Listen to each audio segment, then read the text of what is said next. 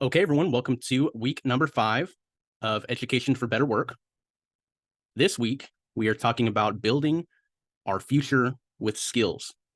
And as we've talked so much about education and learning and how we translate what we learn into value that we can provide to employers and clients, thus helping us remain more competitive and more marketable, um,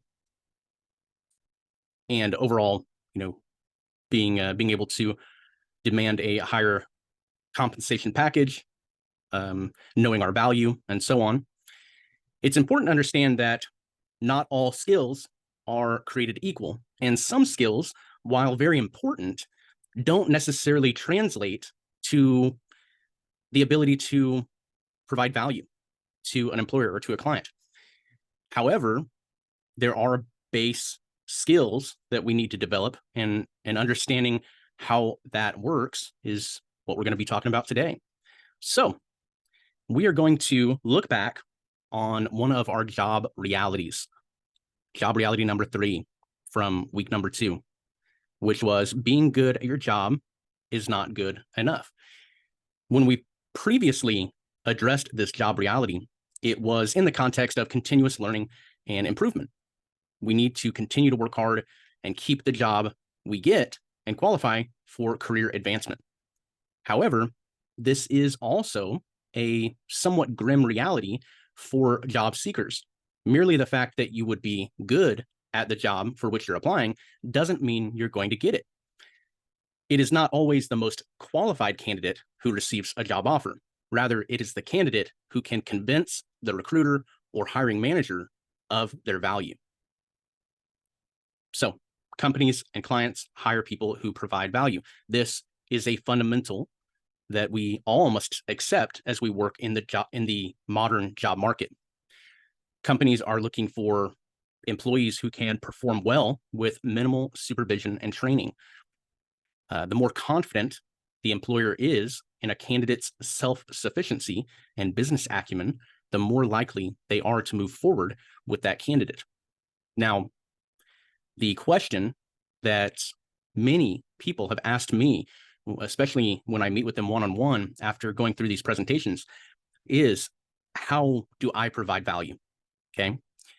And my answer has been to find a client or employer's pain point, meaning their problem, and solve it. And you don't just say that you can solve it, you actually solve it and demonstrate your ability to do so in a resume or here on LinkedIn. In service-based jobs, and service-based jobs include managing someone's social media or administrative duties, right? Something, basically a service-based job is always going to be, generally speaking, you are helping someone do something that they're too busy to do, right? You manage something for them, or you perform tasks for them, right? And of course, that translates to cooking for someone, right? Getting their groceries, tending to their yard, right? All these things, these service-based jobs, those are always based on the same principle of solving the problem of not enough time to do what the person needs to do, right? So time is one of the easiest problems to solve. Now, the client doesn't have, the time to do it, or, they have greater priorities, so they're willing to pay someone to do it. Now, the bigger the problem and the faster that you can solve it, the more you can charge for your services. So that's basically, at the end of the day, most of the value that we can provide the people who I meet with who are, beginning their education. Your time is primarily what people want to purchase. They want to buy your time and pay you for that time on an hourly rate. The important component here, and we get more into this in Finding a Better Job, which is the next 6-week self-reliance course that follows this one, but negotiating your salary or negotiating your pay rate based on how you can provide greater value. For example, why would it be that someone who completes their work in the same time as another person, or rather someone who gets paid the same for the same position, they can get things done quicker and yet they're paid the same, right? So constantly renegotiating your salary based on the value that you can provide. But I'm getting ahead of myself, but very excited about that module when we get there. So now we keep hitting on this concept to think of yourself as a business, and businesses, especially business leaders, they get a lot accomplished by high leverage activities, such as hiring and outsourcing skills to other people. If you possess these in-demand skills, you will be able to provide value. So in this case, you're thinking like a business, not necessarily to emulate what they do, but to understand the game that is being played, right? Understanding that, hey, you all are trying to solve a problem. And if I can become exceptionally proficient at solving this problem, then I have greater leverage in this situation, in this relationship than perhaps I previously did, right? This comes with experience. It comes with sometimes greater education, but really the skills, right? And that's where somewhere it generally gets lost. You go to school or you attend a training or a seminar or something, and you become educated and you learn something. And then when you go to do it, you expect, well, certainly I'll be paid the same as someone who were doing it forever because I know the thing. Well, there are nuances to that as well, as you all know. And so becoming more skilled, it does usually require more time, or it requires very specific and motivated learning paths. So there are 3 rules of education and business. The first is to avoid low leverage or low return on investment opportunities. The second is to develop skills which stack on top of one another. And the third is to aggressively market yourself. These actually mirror some of the principles that we've discussed earlier on in this class. So the first one, that avoiding the low leverage, low return on investment activities, the ultimate leverage of your time is educating yourself and then learning and becoming proficient, becoming skilled at something. Remember, we've called it investing in yourself. You seek out and develop high leverage skills where you can learn which inputs result in high return on investment outputs for yourself and for your clients and employers. So the example that I like with this one is a person who is making minimum wage, perhaps at a service job, but they're like a clerk, like a cashier or something like that. And they're unhappy with their minimum wage. They have the option of getting a certification to perform a specialized task. The example that I give is which I've heard, is a phlebotomist, right? So someone who draws blood, someone who works perhaps for a blood donation service or something like that. American Red Cross is one of those. Well, you go and you spend, let's say in the state of Texas, in the United States where I live, to become a certified phlebotomist, one who draws blood, it costs $1,000 and you can get certified in one weekend.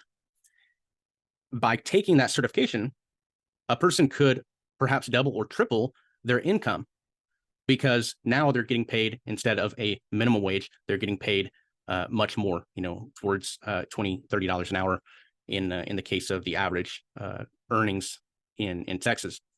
So you either have the option of earning back the money you spent on the certification, or saving and then buying the certification after many weeks of saving. It just depends on how risk averse you are with perhaps taking loans and using lines of credit and things like that. Now, rule number 2 is to develop skills which stack on top of one another.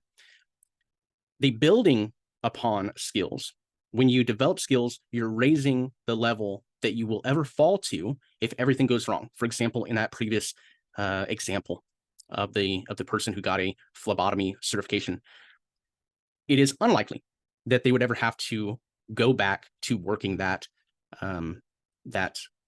minimum wage clerk job, right? Because they have risen, or they have set a new foundation of their least valuable skill set. they will always be able to seek out work as a phlebotomist, and they can go up from there. Okay. So I use the example of a building, but I wanted to give a better visual representation of this. So you have the base lowest value skill. And in this case, we're going to say math, right? Now the reason that I use math as a low value skill is because if you write on a resume, I'm very good at math, the hiring manager may say, congratulations, that doesn't really translate to anything that we do here directly. Of course, being good at math, everyone needs to have basic understanding of arithmetic, right? But if you're very good at math, if you're exceptional at math, that's a skill that you would then build onto. In this example that we're going to give, we would add accounting onto that. You're very good with numbers. Now we add accounting. So you're helping people balance books and balance budgets and things like that, perhaps as a consultant or something like that, right? A higher level value skill would be tax preparation. So, hey, I am great with numbers. I've helped people balance their checkbooks, take care of their budgets. Now I'm going to, get into tax laws and learn. Again, this is not something that they just develop by being an accountant. They have to go out and learn it. It's just like being really good at math.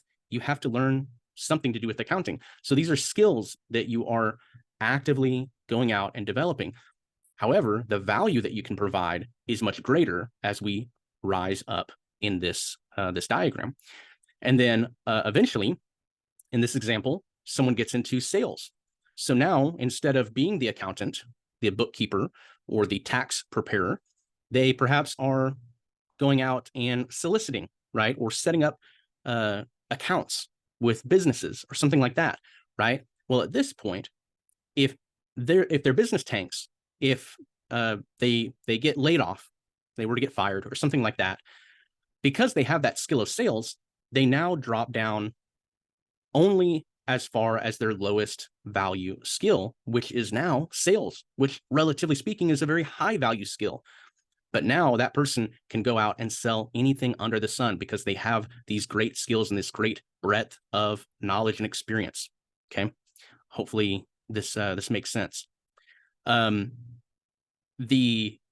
idea that I want you to take away from this is eventually when you've added the highest leverage skills to your building and built a skyscraper, you'll have this penthouse perspective where you can see greater opportunities.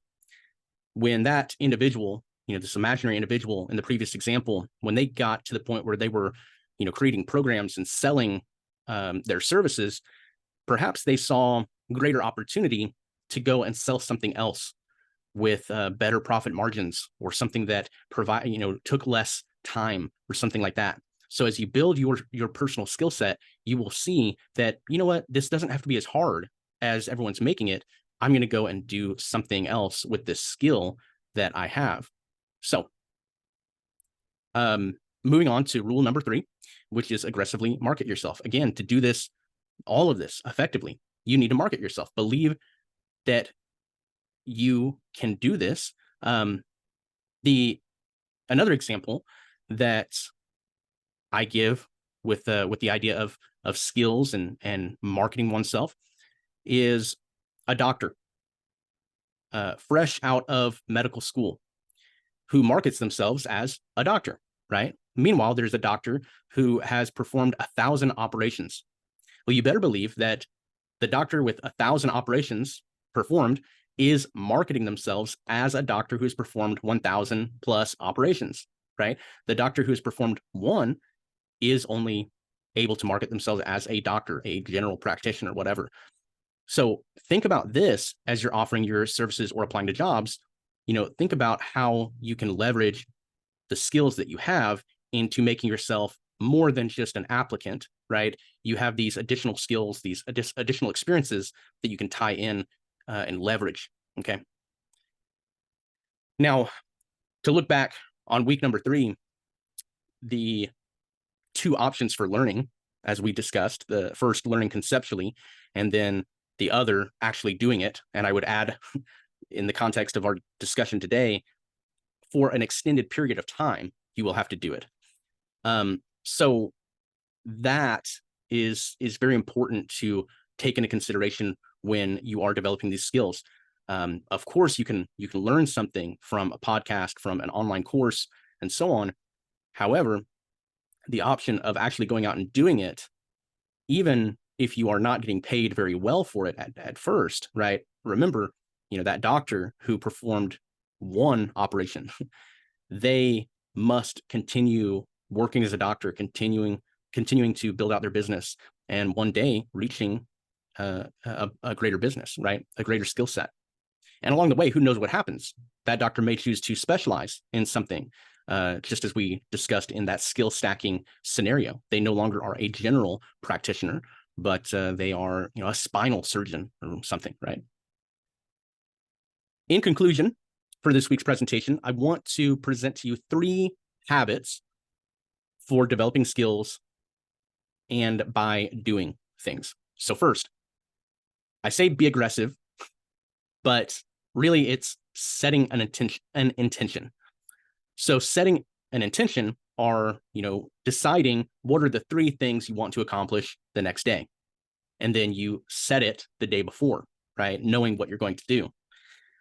As I worked throughout my university studies, I always had a weekly agenda of what I needed to do by when. And that way, when I sat down at my computer, because I was doing online studies, as many of you are, I always knew what was due when, and I could prioritize what I needed to do each day.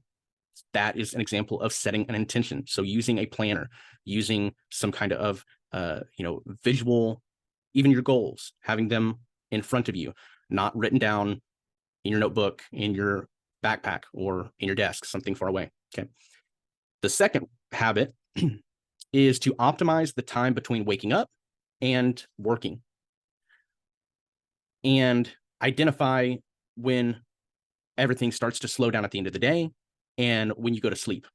That way you can work within these spaces of the day, either before everyone else is up and awake, or when everyone starts to take it a little bit easier and you have an opportunity to focus on developing some of your skills that you want to develop, you can do that, right? I give the example to others of myself personally. Most of what I do has to take place after my daughter goes to bed, right? Because I don't want to lose the time that I'm spending with her, right? And my wife. But once she goes to bed, then I can begin working on and developing the skills that I want to develop. And I'm not necessarily sacrificing or I'm not sacrificing anything great. I'm sacrificing my leisure time, which, if everything goes how I want and how we hope, we'll have plenty of leisure time in the years to come. But right now, when we're trying to educate ourselves and develop our skills, we need to be intentional and we need to optimize the time that we have each day. And then finally, reducing the time between thought and action. Okay. It really only takes about 20 hours to actually learn any skill and be somewhat proficient at it. That's what I've asked you to do in your skill journal, is to come up with, or to take on at least 20 hours of study on a skill that you've chosen. And by 20 hours in, you will have developed skills and you'll have learned a great deal about it, and you can claim it as a skill that you're proficient in. The problem is that although it takes 20 hours to learn a skill, most people delay starting the first hour of learning. And so that's what we cannot do. Okay, so that completes this week's presentation. There is a homework assignment this week. Obviously, we want you to continue working on your skill journal that we started in week 3. But now this week we have the Tactical Resume Builder video, which is available in the Google Drive. And that will help you start working on a resume and building out a resume for applying to jobs and things like that. It's tactical in the sense that we are looking at specific ways to get noticed, because people, recruiters and such, they receive so many resumes every day. We want to stand out. So those are some of the ways that I discuss. With that being said, that is the conclusion of our presentation this week. Next week is going to be our last class presentation